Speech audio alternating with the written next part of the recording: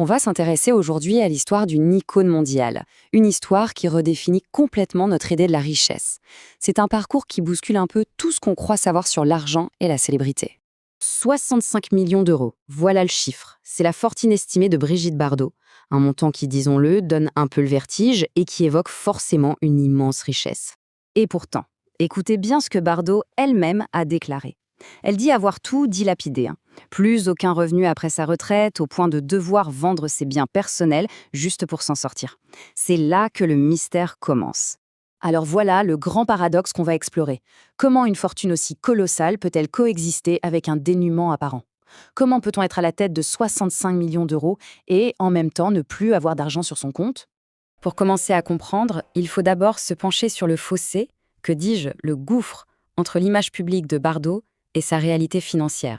D'un côté, on a la légende, la superstar planétaire, l'icône de Saint-Tropez avec sa fameuse madrague et cette fortune estimée à 65 millions. Et de l'autre côté, on découvre la réalité. Une femme qui menait une vie simple, qui refusait des contrats en or et qui en était même arrivée à vendre ses propres bijoux pour trouver de l'argent. Le contraste est juste saisissant. En fait, tout a basculé à cause d'une seule et unique décision. Une décision radicale prise au sommet de sa carrière et qui a absolument tout changé. Regardons cette chronologie. Dans les années 50 et 60, elle est au sommet du monde. Elle achète la madrague, devient une star planétaire, elle coproduit même ses propres films. Et puis, coup de théâtre en 1973. En pleine gloire, elle arrête tout. Fini le cinéma. Elle tourne le doigt à Hollywood, à la publicité, à toute la machine à cash qui avait fait d'elle une star. Il faut dire que son rapport à l'argent a toujours été particulier. Elle négociait ses contrats elle-même, souvent sans l'aide d'un avocat. Elle a été l'une des toutes premières actrices à coproduire ses films. Mais, et c'est ça qui est fou, pendant 40 ans, elle n'a touché aucune redevance sur certains de ses films les plus cultes.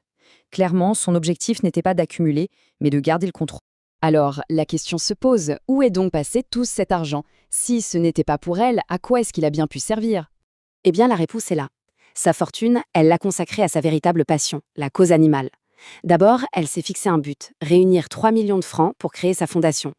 Comme elle n'avait plus d'économie, elle a mis aux enchères son passé, ses bijoux, ses biens personnels.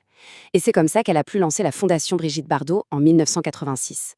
Et le sacrifice ultime, ça a été d'hypothéquer sa maison, son refuge, la madrague, pour financer le fonctionnement de sa fondation. Et ça nous amène à un concept juridique clé, l'usufruit.